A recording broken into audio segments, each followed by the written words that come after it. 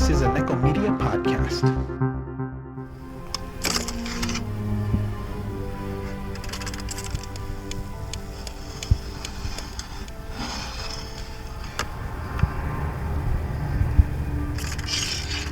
What's your pleasure, sir?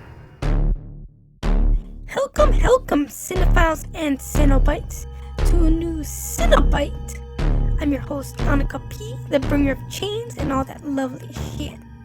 Mox and Ono went to see one of the more anticipated films of the year. Controversial in some aspects, mainly because of the film's lead, Scarlett Johansson. The film I'm talking about, Ghost in the Shell. You know what? You did awesome, girl. Your performance was a delight. But let's hear what Mox and Ono had to say about this film. The /tag configuration. Welcome to a new /tag configuration. We are doing Ghost in the Shell 2017, directed by Rupert Sanders. Yeah, fuck you, Rupert. Based on the comic by Masamune Shiro. Written screenplay. I love how we say it like Howley's.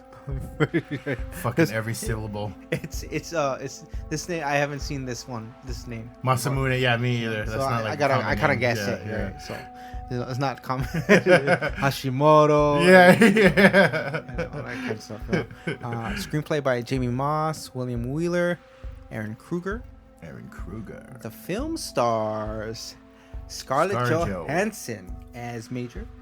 We have Pilou Asbaek. Because she's major. She is Major. Takeshi Kitano. Takeshi beat Takeshi. Oh, yeah. We also have Juliette Binoche.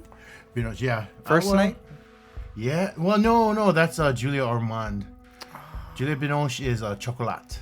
Oh, okay. And we also got my boy Michael Pitt. Creepiest handsome guy ever. And he's got that look. Very sick. When he first came out and revealed himself, I was like, oh, that is totally Michael Pitt. I fell asleep and I woke up and I'm like, oh, Michael Pitt's the bad guy? That makes sense. We also got Chin Han in here, who's also in, I remember him most from Contagion. Yeah. I remember him, I think, from Ping Pong Player, maybe. Okay. No, probably not. No, I'm being racist. And he's also in Dark Knight. Well, he's good in this one. I mean, super minor role, but... Yeah, it's a cool dude, though. He's part of the crew. Yeah. But, all right, so... Regulators! Ghost in the Shell.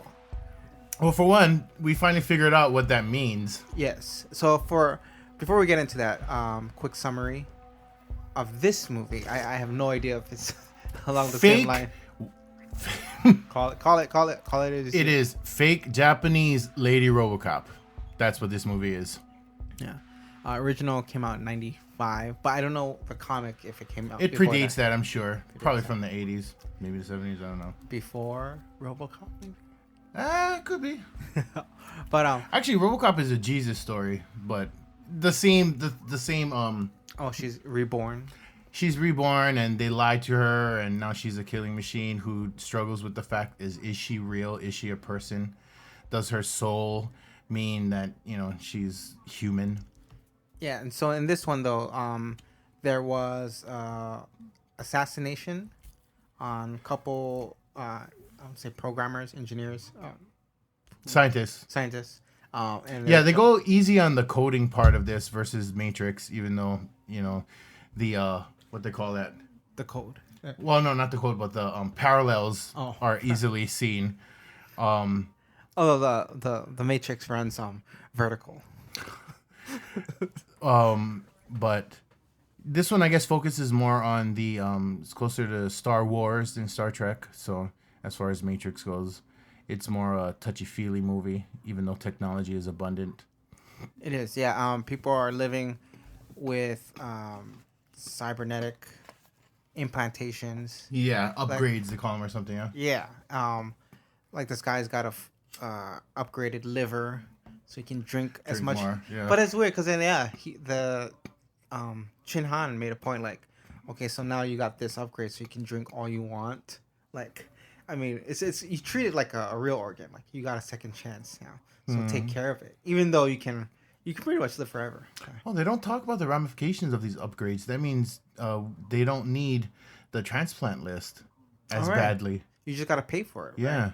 Like at the worst case, you can pay for this, bioengineered organ. So That's now we're pretty getting good. to Repo Man with Jude Law. Oh yeah, that was actually pretty good. That was a good movie. A lot of knife fights in that one. A lot of knife fights. Like, Jude Law, badass. It got kind of weird with the whole psychological twist, but anyways. Anyway, yeah. Ghost in the Shell as a live action remake. Just as boring as the cartoon. And I call it cartoon because, come on. Is it really worthy of being called anime? It sucked. But from what I remember, because I didn't get a chance to rewatch. Yeah, I didn't want to. It's on Hulu. It's on Hulu. But it was unmemorable, the anime. And this one... Other than the title, dope title, Ghost in the Shell. Oh, yeah, okay. So in this movie, we find out... like, we know what the Ghost in the Shell... We spent the last is. 20 years being like, dope title, but what the it? fuck is the Ghost in the Shell? Is that the bad guy? What did I miss? Because the anime is like, what, hour 14? It's not an hour hour 12? no. Like, it's not even a feature length. I think... Last time I looked, it was like 80 minutes, I think. Okay, so it was an hour 10. Yeah, it's like... But, animes are typical of that weird. But yeah, okay, explain to them what the Ghost in the Shell is, basically. Basically, it's Major. So, I guess in her previous life, the only thing that survived was her brain. And so they take the brain and put it into this exoskeleton. They call it the shell. Basically. The shell, yeah. So just body, basically a cyborg. The only living thing is the brain. And so the ghost is in reference to her soul. Her soul. And the shell is that exterior, the body. And so they kind of, is she a lost soul? Well, I think there might be a double entendre in there. Maybe we're all ghosts in the shells because they mark on that in the end. Are we just something derivative of our memories? Oh, all right, okay. Because they emphasize on like false memories in there, and then just replace. Yeah, what makes us? Are we more than just? Are we simply just the culmination of our memories, or are we something else? I forget what they said, but they end on that note. So yeah, that's what Ghost in the Shell is dope and profound. The name. Now the movie. Let's take it apart. Oh man, there are like I want to say like 5 different fight scenes that last like 2 minutes, and they're spread out. They are. The movie. 2 minutes might be getting generous because some of them was like a flash and they're done. Yeah. And they cut away from some shit too. Like if you watch Braveheart, you can count how many fight scenes there are on there, and they're all good. Well, they're all long too. Yeah, they're long. This one, it's like, oh, okay. There's another fight. Okay, they shot 2 guns, and then pow. That's it. Like, oh, she climbed on the wall real quick, and then boom, boom, boom, done. It was too spread out, and like.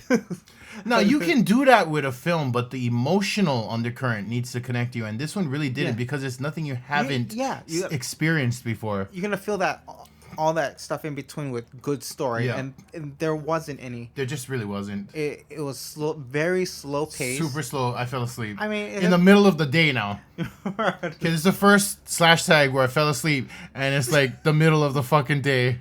And I guess the only interesting parts were like when Barto got his new eyes. Oh, you got tactical eyes. You got X-ray now. You can they do a weird thing here, like low tech, high tech, steampunk.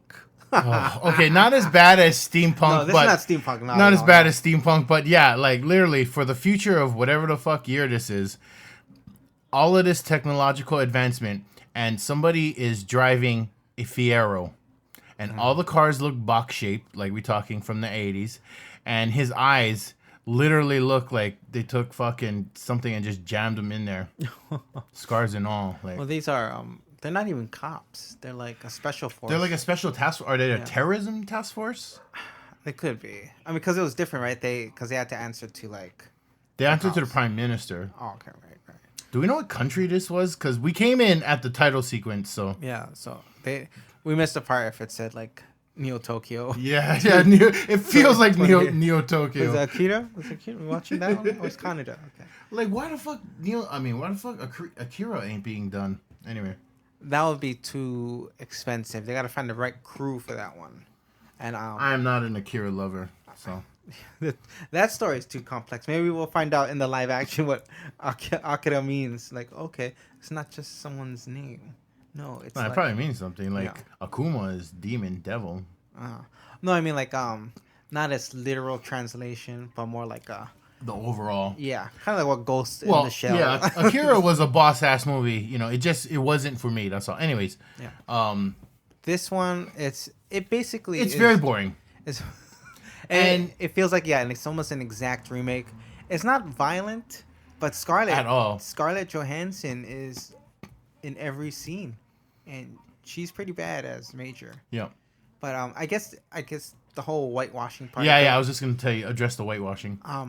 Well, her character, we can defend the movie and say that's just these bodies or these machines were built because then the CEO of this all the big stuff, guys of Honka, is that the company?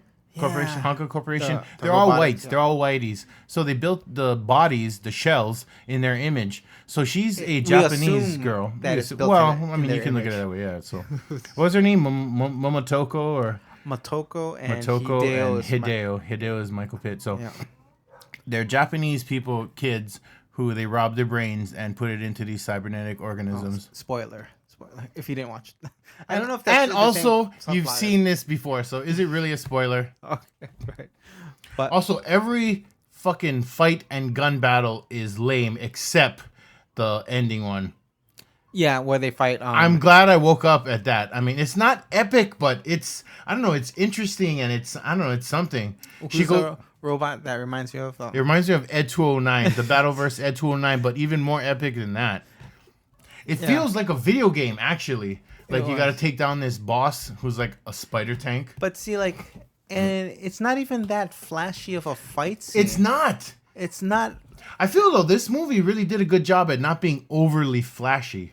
True, yes, yeah. So there weren't, like, a lot of bodies. There wasn't slow motion every time. There wasn't... Yeah. There's glitz and glamour, but not trying to show you the Puff Daddy music videos from the 90s. You know, Hype Williams doing every scene.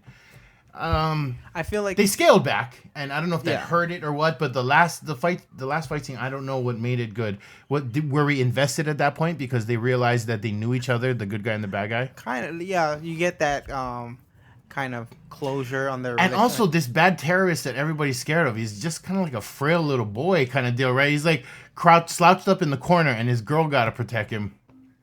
Right. Okay. That subplot of the story. Okay. Right. Well, I mean, it plays out right at that end, right? Where her versus Tank Ed 09 or Spider Ed 09. Yeah, so Ed like 209. The key characters all spoiler alert survive. So like there's no like dramatic like because I think it's the start of something, and I tell you, I hope yes. Yeah. So this could be just the boring origin story with the shitty ass director. So like they can take it. Now we have the introduction of all key characters. Now we can make our own story after this. And I don't know how well it did this weekend. Not well. But I think it's enough to carry for a sequel. Hopefully with Scarlett Johansson. Cut back on the budget and up the rating to an R. They could. You think that will improve the story if they made it in an R? I think so because it opens up the story. There's all the other Ghost in the Shells to pull from too. Oh. Now that there's laid the groundwork for the origin. Yeah, so there's like 98 previous. You think she was number 100?